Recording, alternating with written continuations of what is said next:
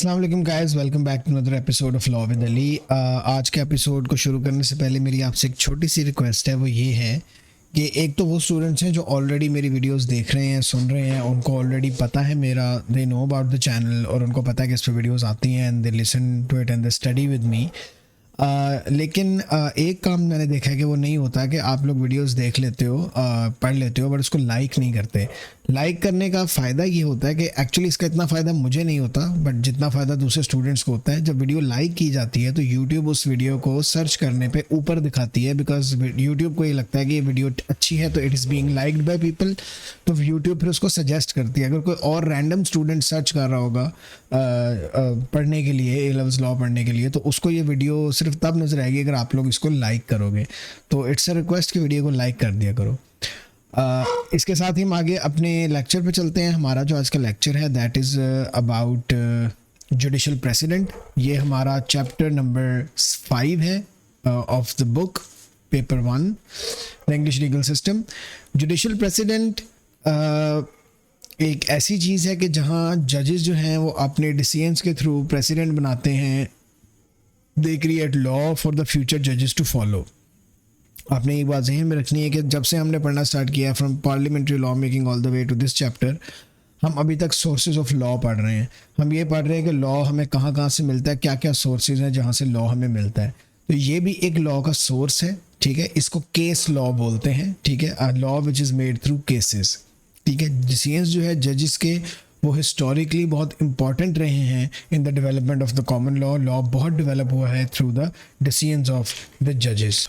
तो हम अपना चैप्टर अब शुरू करते हैं। जुडिशल प्रेसिडेंट, इसको the doctrine of judicial president भी बोलते हैं। ये एक लॉन्ग एस्टेब्लिश लीगल सिस्टम है जुडिशल प्रेसिडेंट का, और ये एक लैटिन मैक्सिम है जिसके ऊपर ये बेस करता है, that is called stare decisis et non quieta movere. इसका नॉर्मली शॉर्ट फॉर्म इसकी स्टेट डिसाइसिस है। You don't have to keep that in mind, ना आपने ये याद करना है ना आपने ये लिखना है। इसका इंग्लिश में जो लूजली ट्रांसलेटेड इसको किया जाता है उसका मतलब है stand by what has been decided and do not unsettle the established. आपको ये याद रहे तो काफ़ी है। जो लैटिन टर्म्स हैं वो आपने किसी भी चैप्टर के लिए कोई लैटिन टर्म आपको याद करने की ज़रूरत नहीं है, ना ही वो आपसे एक्सपेक्ट करते हैं कि आपको याद हो। अब जजेस जो हैं, they're able to make decisions in the court either to interpret parliamentary law और to decide a rule where there is no parliamentary law. अब ये दो बातें हैं, दो रीजंस हैं जिसमें जजेस जो हैं वो लॉ बनाते हैं कि आइदर पार्लियामेंट्री लॉ है उसको इंटरप्रेट करके वो डिसीजन देते हैं तो लॉ बनता है, आइदर उनके पास कोई ऐसा मामला आ जाता है जिसमें पार्लियामेंट का लॉ ही मौजूद नहीं है तो फिर वो अपना डिसीजंस जो देते हैं, उनके डिसीजंस जो हैं फिर वो केस लॉ बन जाता है फॉर द फ्यूचर जजेस टू फॉलो। ठीक हो गया। और केसेस हैं वो बड़े जजेस जो हैं वो छोटे जजेस को केसेस को फॉलो करते हैं। बड़े जजेस के जो केसेस हैं, बड़ी पार्डन, वो छोटे जजेस हैं उनको फॉलो करते हैं। और इट्स कॉमन सेंस के जो बड़ा जज है उसकी अथॉरिटी ज़्यादा है तो छोटा उसी को फॉलो करेगा। ये कोई इतनी रॉकेट साइंस नहीं है। नेक्स्ट पॉइंट में हम बात करते हैं कि इनके पार्ट्स क्या क्या होते हैं। एक जजमेंट के, एक डिसीजन के क्या क्या पार्ट्स होते हैं। इनके पार्ट्स में होता है ratio, decidendi, obiter dicta and law reporting. सबसे पहले बात कर लेते हैं रेशियो, डिसाइड एंड डाई की। Ratio, decidendi, ratio, decidendi का वर्ड आपने डिसाइड के लफ्ज़ से याद रखना है। Ratio, decidendi is actually the precedent, the main precedent that can only operate if the legal reasons for a past decisions are known, right. तो at the end of a case, जब जज अपना एक decision दे देता है तो at the end of the judgment that decision the judge will make a speech, ठीक है, a very detailed speech कि मैंने अगर एक डिसीजन दिया है तो क्यों दिया है, explaining the legal reasons for that decision। ठीक हो गया। और ratio, decidendi is the most important part of the judgment. ये भी मैं आपको बता दूं, रेशियो, डिसाइड एंड डाई ही जो होता है वो बाइंडिंग होता है। अब इन अ जजमेंट जज जो है वो summary of facts of case भी देता है, रिव्यू करता है आर्गूमेंट्स को भी जो लॉयर्स ने दिए होते हैं, और एक्सप्लेन करता है प्रिंसिपल्स ऑफ लॉ कौन कौन से यूज़ हुए हैं और क्या डिसीजन आया है वगैरह वगैरह। जो मोस्ट इंपॉर्टेंट पार्ट है इन सारी चीज़ों का वो रेशियो, डिसाइड एंड डाई है। बाकी जो चीज़ें हैं वो इतनी इंपॉर्टेंट नहीं होती। और सर रूपर्ट क्रॉस थे एक, उन्होंने डिफाइन किया रेशियो, डिसाइड एंड डाई को एज, मैं कोट कर रहा हूँ, कि एनी रूल एक्सप्रेसली और इम्प्लाइडली ट्रीटेड बाय द जज as a necessary step in reaching his conclusion is ratio, decidendi. Appeal cases में with there is a particularly important और complicated point of law involve होता है appeal के cases में, तो more than one जजेस जो है वो एक्सप्लेन करना चाहते हैं लीगल रीजनिंग को ऑन द पॉइंट, तो this can cause a problem in later cases कि अगर हर जज की एक्सप्लेनेशन अपनी अपनी है तो एक जो आगे वाला जज है उसको ये समझने में मसला होता है कि अब मैं वो जो 3 जजेस ने अपनी अपनी एक्सप्लेनेशन दी है उसमें से मैं किस एक्सप्लेनेशन को मानूँ, तो उसको टेंशन लेने की ज़रूरत नहीं है। और क्योंकि it will be for the lawyers and जजेस टू डिसाइड कि उनके केस से जो बहुत सूट कर रही है तीनों जजेस में से जिसकी एक्सप्लेनेशन वो एक्सप्लेनेशन यूज़ कर सकते हैं। अब आगे चलते हैं जिसको हम कहते हैं ओबिटर डिक्टा। ओबिटर डिक्टा एक्चुअली कहते हैं अदर थिंग्स सेड को या एवरीथिंग एल्स को हम ओबिटर डिक्टा कहते हैं, ठीक है। जजेस in the future cases do not have to follow the obiter dicta, ये बाइंडिंग नेचर का नहीं होता, ये परसुएसिव नेचर का होता है और कभी कभी इससे फैक्ट्स वगैरह निकाले भी जा सकते हैं। कभी कभी सिचुएशन ऐसी बन जाती है कि ओबिटर डिक्टा से आपको ऐसी लीगल रीजनिंग मिल जाती है जो आप अपने फ्यूचर केसेस में फॉलो कर सकते हैं, ऐसा होता है। अब मेजर प्रॉब्लम ये है when looking at the past judgment is to divide the ratio decidendi from the obiter dicta. अब कभी कभी पता नहीं चलता कि इसमें रेशियो डिसाइड एंड डाई कौन सा है और ओबिटर डिक्टा कौन सा है विदाउट एनी हेडिंग्स, या उसमें कौन सा कोई हेडिंग्स होती हैं को स्पेसिफाई किया होता है, वो तो जजमेंट है, शीट है पूरी। तो लॉयर्स और जजेस they will make their own decisions as to what is the ratio decidendi and what is obiter dicta. वैसे normally ratio decidendi जो होता है वो लास्ट पेज पे एंड पे ही होती है, जो मेन स्पीच होती है, तो जजेस and lawyers can easily assess that. उससे अगली जो पॉइंट आता है वो आता है लॉ रिपोर्टिंग। अब जारी बात है कितने डिसीजंस होते हैं, कितने प्रेसिडेंट्स बनते हैं, नंबरलेस डिसीजंस, नंबरलेस प्रेसिडेंट्स, एक साल में कई प्रेसिडेंट्स बन जाते हैं। तो अगर लॉ रिपोर्टिंग नहीं होगी तो कैसे पता चलेगा कि कौन सा डिसीजन कब आया था और वो कैसे फॉलो करना है क्या। तो law reporting is actually a process जिसके अंदर वो एवरी ईयर केसेस जब रिपोर्ट होते रहते हैं तो उनको एक नंबर असाइन करते रहते हैं और वो एक पूरे ईयर की एक बुकलेट बन जाती है जिसको लॉ रिपोर्टिंग बोलते हैं।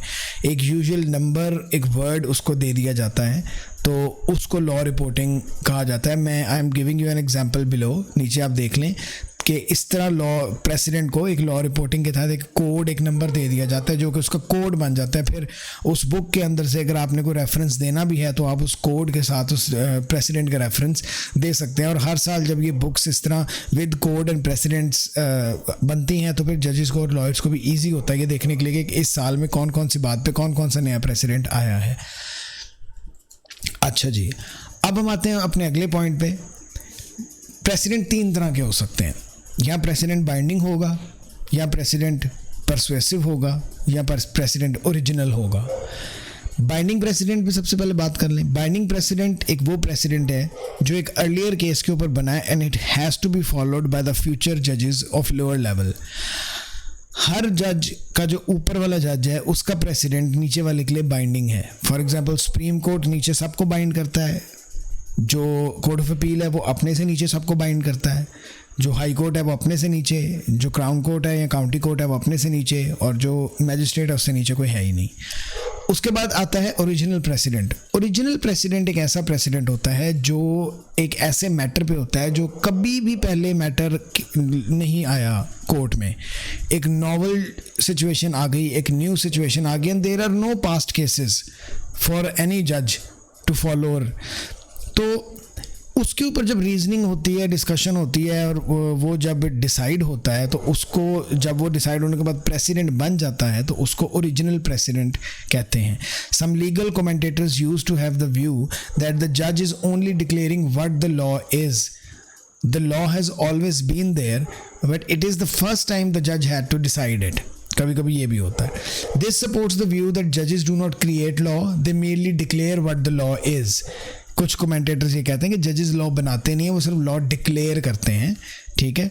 और इसका जो ऑपोजिट व्यू है वो ये कहता है कि जजेस do have a law making role in these situations जहाँ कोई नया point has to be decided and the जज is creating law for that particular point. तो ओरिजिनल प्रेसिडेंट के बारे में 2 व्यूज़ हैं सेपरेट। एक व्यू कहता है कि जी लॉ होता है, जज सिर्फ उसको डिक्लेयर करते हैं, और दूसरा व्यू कहता है कि लॉ नहीं होता, तब भी जजेस जब प्रेसिडेंट बनाते हैं, डिसीजन देते हैं किसी ऐसे केस पे जो कभी पहले आए ही नहीं है, तो उसको हम ये कह सकते हैं कि जजेस डू मेक लॉ। और इसका जो एग्जांपल है वो Urquhart and others versus state modern 2020 का केस है, रीसेंट केस है, वो इसकी एक एग्जांपल है। फिर हम आते हैं परसुएसिव प्रेसिडेंट पे। परसुएसिव, जैसे मैंने आपको पहले भी बताया कि जैसे ओबिटर डिक्टा था वो परसुएसिव होता है, वो बाइंडिंग नहीं होता, रेशियो डिसाइडेंड डाई वाला पार्ट बाइंडिंग पार्ट होता है। इसी तरह परसुएसिव प्रेसिडेंट क्या है? परसुएसिव प्रेसिडेंट ऐसी है कि एक नीचे वाला जो कोर्ट है वो अपने ऊपर वाले कोर्ट को बाइंड नहीं कर सकता अपने प्रेसिडेंट से। मजिस्ट्रेट कभी भी क्राउन कोर्ट को बाइंड नहीं कर सकता, या काउंटी कोर्ट या क्राउन कोर्ट कभी भी हाई कोर्ट को बाइंड नहीं कर सकते। इसी तरह हाई कोर्ट जो है वो कभी अपने प्रेसिडेंट से कोर्ट ऑफ अपील को बाउंड नहीं कर सकता कि वो उसको माने। इसी तरह कोर्ट ऑफ अपील कभी सुप्रीम कोर्ट को बाउंड नहीं कर सकता कि वो उसको माने, क्योंकि उनका लेवल लोअर है। वो नीचे से जो ऊपर केस होता है, अगर मतलब एक ऊपर वाला जज एक नीचे वाले जज की प्रेसिडेंट देख रहा है तो वो उसके लिए एक परसुएसिव प्रेसिडेंट है, वो बाइंडिंग प्रेसिडेंट नहीं है, क्योंकि वो उस जज का प्रेसिडेंट है जो उससे लोअर लेवल का जज है। अब कोर्ट्स जब लोअर इन हियरार्की, अब ऐसा भी नहीं है कभी कि परसुएसिव प्रेसिडेंट कभी मानना ही ना जाए, क्योंकि परसुएसिव प्रेसिडेंट को फॉलो करना they are not bound to follow it, ठीक है। उसको फॉलो करना परसुएसिव है, वो परसुएड हो सकते हैं उससे, लेकिन वो they are not bound to follow it. इसकी एग्जाम्पल भी हमें मिलती है आर वर्सेस आर 1991, जिसमें हाउस ऑफ लॉर्ड्स ने, जो अब सुप्रीम कोर्ट है now supreme court, house of lords था पहले, उसने कोर्ट ऑफ अपील का केस जो है वो मानना था। और उसकी जो एक वर्डिक्ट थी वो उन्होंने फॉलो की थी। उन्होंने कहा था कि कोर्ट ऑफ अपील ने बिल्कुल ठीक कहा है, we'll go with the same point. R versus R में हुआ ये था कि a man could be, decide ये हुआ था कि a man could be guilty of raping his own wife. एक हस्बैंड पे अपनी वाइफ को भी रेप करने का केस हो सकता है अगर कॉन्सेंट ना हो तो। देन एक और चीज़ जो है वो परसुएसिव होती है, वो होती है the decisions of the judicial committee of the privy council. Judicial committee of the privy council एक कोर्ट है जो कोर्ट्स की हिरार्की में नहीं आता, ठीक है। तो सिंस वो कोर्ट की हिरार्की में नहीं आता इंग्लैंड एंड वेल्स की, तो उसके जितने भी डिसीजंस हैं वो परसुएसिव हैं, बाइंडिंग नहीं है ऑन एवरी कोर्ट, ठीक है। अगर कोई प्रीवी काउंसिल का केस परसुएसिवली माना गया है तो द वैगन माउंट नंबर 1 1961 का केस है, वो ज़रूर एक प्रीवी काउंसिल ने डिसाइड किया था और वो लेटर कोर्ट्स ने उसको मानना था। फिर आता है स्टेटमेंट्स इन द ओबिटर डिक्टा। जो स्टेटमेंट्स होती हैं ओबिटर डिक्टा के अंदर वो भी परसुएसिव नहीं होती, बाइंडिंग नहीं होती, परसुएसिव होती हैं। तो सिंस वो परसुएसिव होती हैं तो वो भी कोई जज उसको मानने का बाउंड नहीं होता। और अगर हम एक एग्जांपल देखें तो आर वर्सेस हॉवी में ये हुआ था कि एक ओबिटर डिक्टा की एक स्टेटमेंट को फॉलो करके जजेस ने डिसीजन दिया था। आर वर्सेस गॉट्स में 1992 में जो है वो जजेस ने ओबिटर डिक्टा से स्टेटमेंट लेके उसको फॉलो किया था। तो देर आर केसेस जिसमें ओबिटर डिक्टा को भी फॉलो किया जाता है। ज़रूरी नहीं कि अगर जज बाउंड नहीं है तो वो बिल्कुल इसको इग्नोर ही कर देंगे। We do have examples. R versus Howe के अंदर ये रूल हुआ था कि duress could not be a defence to a charge of murder, कि ड्यूरेस को कभी भी आप, ड्यूरेस होता है ज़ोर ज़बरदस्ती करना, तो अगर आप एक मर्डर का चार्ज आप पे लगा हुआ है और आप कोर्ट में ये डिफेंस लेना चाह रहे हैं कि जी नहीं मैंने मेरे ऊपर ज़ोर ज़बरदस्ती करा के मुझसे मर्डर करवाया गया, तो ये वैलिड चार्ज नहीं है। ये ओबिटर डिक्टा में लिखा हुआ था और जजेस फॉलोड दैट। अच्छा, एक और चीज़ परसुएसिव होती है, वो होती है decisions of the court in other countries. दूसरी कंट्रीज जो हैं जैसे न्यूजीलैंड है, Commonwealth countries such as Canada, Australia, New Zealand, उनमें भी जो डिसीजंस होते हैं कभी कभी वो भी बड़े अच्छे अच्छे लैंडमार्क डिसीजंस बनाते हैं।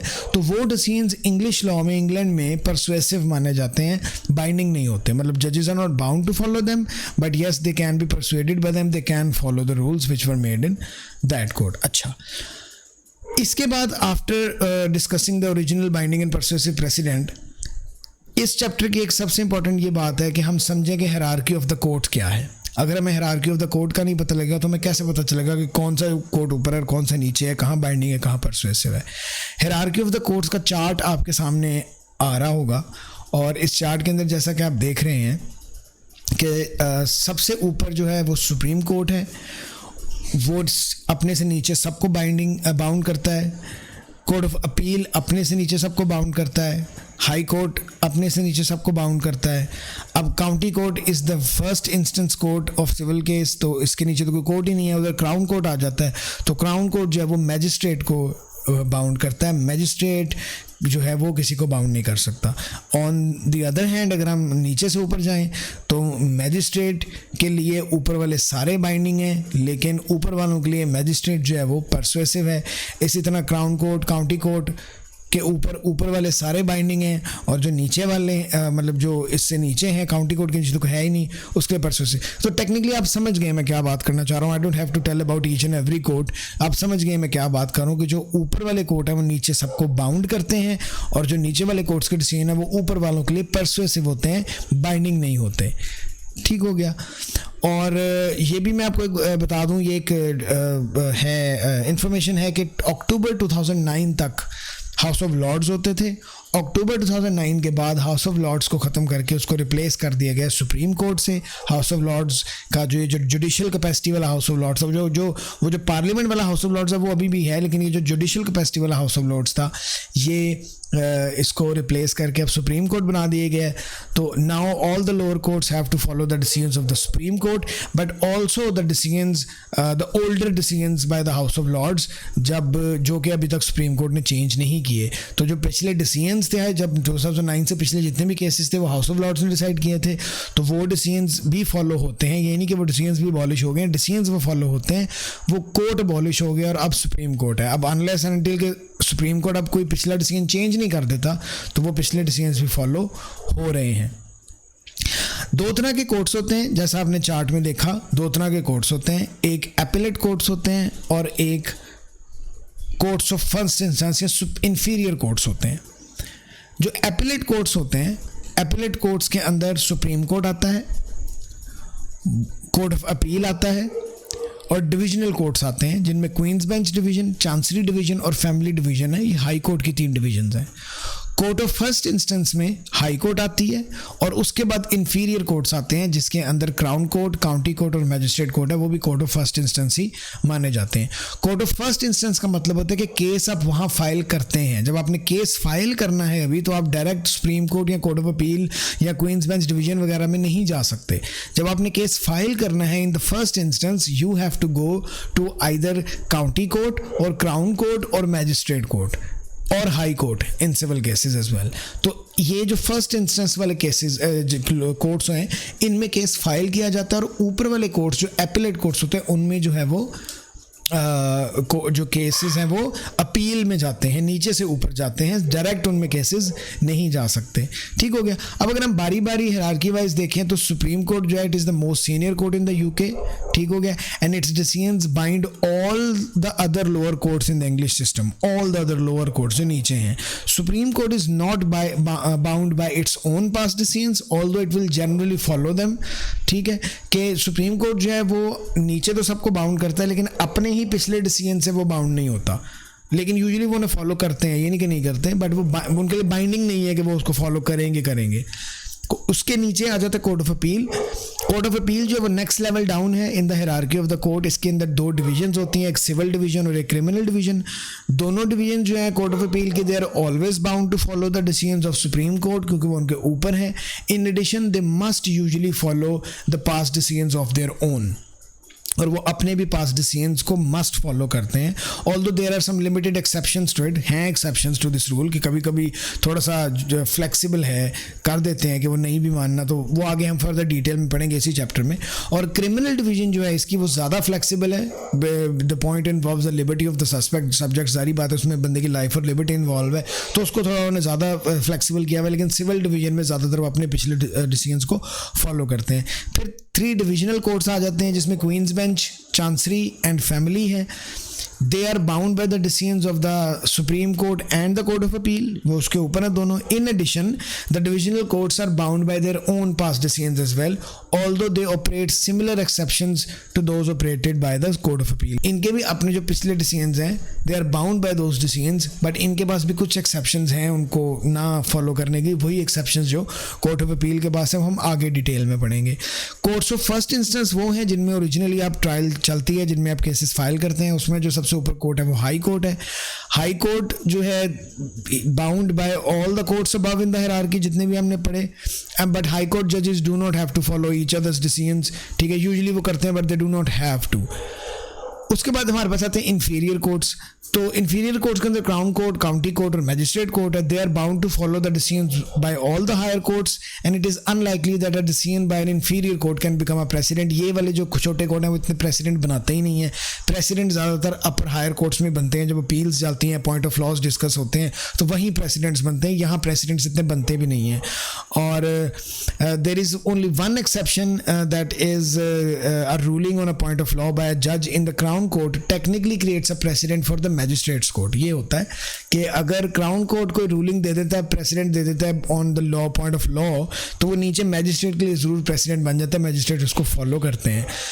However, since such rulings are rarely recorded in law reports, तो ये बहुत लिटिल प्रैक्टिकल वैल्यू है इस बात की, बट बस ये है जो है, बस किताबी बात है, इतना ये प्रैक्टिकली होता नहीं है। तो इसके साथ ही हमारा ये वाला पार्ट जो है इस चैप्टर का ये ख़त्म हो गया है। नेक्स्ट पार्ट में हम पढ़ेंगे सुप्रीम कोर्ट और उसके प्रैक्टिस स्टेटमेंट का यूज़, और आगे कोर्ट ऑफ अपील, और how do they you know if they don't want to follow their past decisions what options do they have. ये हम अगले लेक्चर में पढ़ेंगे। तो तब तक के लिए बाय बाय।